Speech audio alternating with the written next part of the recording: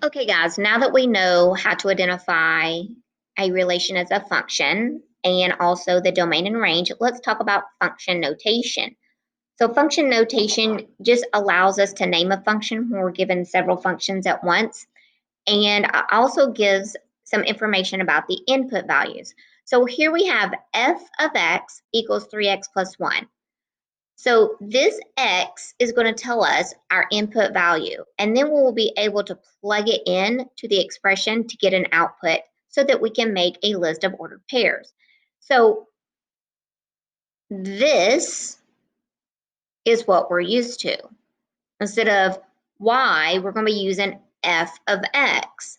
Now, when I first learned how to do this and I saw f of x, I would just in my mind or even on paper, I would just still go ahead and write y equals just until I got used to it. Now, this is f of x. This is not f times x. So make sure you don't look at this and say, oh, that is f times x. It's called f of x. The other ones are g of x, h of x. Those are the three most common function names. So this function is called f.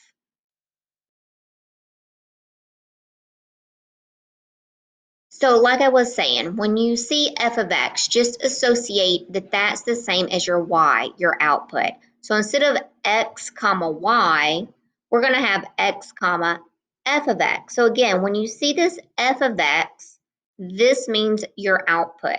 So let's complete the function table. So this is what it would look like. I'm going to plug in my first input value from this table is -2. So this tells me what I'm going to be plugging in to the expression to get my output.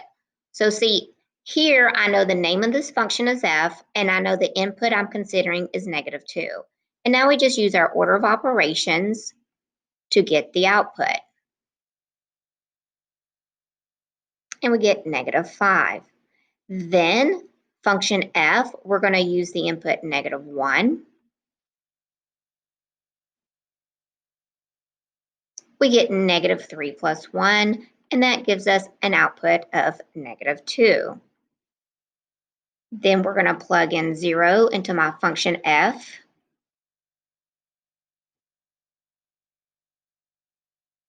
And we get an output of 1.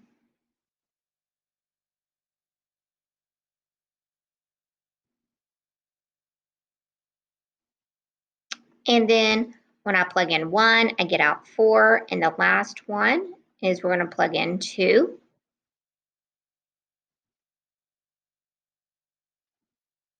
And I get an output of 7. So we can see here my domain is -2, -1, 0, 1, 2. My range is -5, -2, 1, 4, 7. Okay, here we have f of x, g of x, and h of x. Here we have three different functions. And then we have three problems, so we know what function to use and we know what input to use. So for number 1, I'm using g of x, and they want us to plug in 6 everywhere we see an x. 1/2 times 6 is 3, plus 4 gives us an output of 7. So this ordered pair is 6, 7. So this ordered pair lies on this line on the graph. Now we're going to look at function h, and we're going to plug in 4 everywhere we see an x. So I have h, we're going to plug in 4. I'm going to plug 4 in for x here, and it's squared, and then also for here. So now we're going to square 4 and get 16 minus 4, and we get 12. So I get 12 when x is 4 for function h, and that is 4, 12. Here's your x, and this is your f of x. Now we're going to look at function f, and we're going to plug in -3. Now notice when I plug in, especially when your value is negative, a good math practice is using parentheses. Please, please practice this. Now, order of operations says we're going to square negative 3. That gives us a positive 9. Then we're going to multiply and get 18. And then we're going to subtract 6 and get 12. So my input, when it was negative 3 for function f, my output is 12. Okay, this time I am not given the input. We're going to be finding what x is, and I am being given the output. So we're considering g of x, and g of x is negative 12.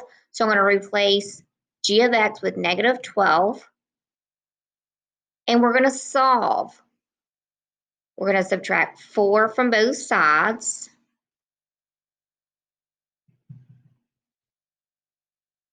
We're going to make 1/2 become a 1 by multiplying both sides by the reciprocal. And x equals negative 32. So when my output is negative 12, my input was negative 32. Okay, now let's consider function h. It's given me the output of 91, so I'm going to replace h of x with 91. We're finding the input value. We don't know what it is. We're going to subtract 10 from both sides. I get 81 is equal to x squared. We're going to take the square root of both sides because taking the square root undoes squaring. And whenever I take the square root, I'm going to have a plus or minus. So my solution is x is either plus or minus 9. So I have two ordered pairs here. I have negative 9, 91. Okay, and I'll also have 9, 91. Okay, lastly, we're going to take a look at function f. It's giving us the output f of x, or y, equals 44, and I'm trying to find the value of x. So I'm going to replace f of x with what it equals, 44. And then we're going to solve the equation for x. So x is being squared, then multiplied, and then subtracted. So we're going to go backward because solving is undoing the order of operations. That gives us 50 is equal to 2x squared. Now we're going to undo the multiplication by dividing, and we get 25 equals x squared.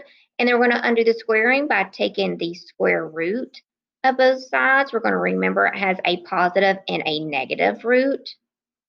So I get positive and negative 5. So I have, again, two pairs here, negative 5, 44, and positive 5, 44. Okay, let's take a look at some graphs, and they're going to either give us the input or the output, and we find the other. So here, this is f of 2. So when x is 2, so I'm going to go and find 2, and then I go, so this is when x is 2, then I go down to the graph, and when x is 2, f of x, our output is negative 1. Okay, when x is 3, so I'm going to find 3. When x is 3, I go down to the graph to see where it lands. And when x is 3, y, or f of x, is negative 3. Okay, this time they're giving me the output, so I'm looking at the y-axis. So when my output is 5, so I'll go to 5. Then I go and find the graph. So when y is 5, x was negative 1. Then when f of x is negative 1, so again, I'm looking at my y's here. When my output is negative 1, my input is 2. And so we already have that here. So this is just practicing being able to use f of x notation, function notation on a graph. So let's do one more set. So this time, when x is 2, we want to know the output. So when x is 2 right here, and I go up to the graph, when x is 2, f of x is 4. When x is 0, so x is 0, go up to the graph, my output is 4. This time they give me the y, the output value, the f of x. So when f of x is -4,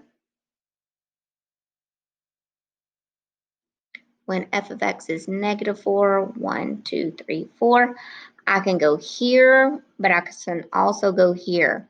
So this is -2, -4, and this one is 4, -4. Okay, so I could have -2,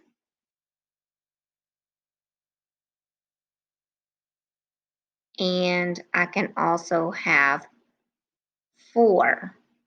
So we're going to have -2, -4, and 4, -4. And then when f of x, my output is 4, so we're going to locate 4. And then right there, my x value was 0. And we already have that listed.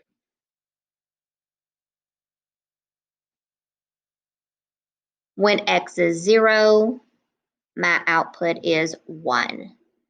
When my x is -1, my output is 2. When my output is -5, my input is right here. So it's not quite -3. So let's just say -2.8. When my output is 1, my input is 0.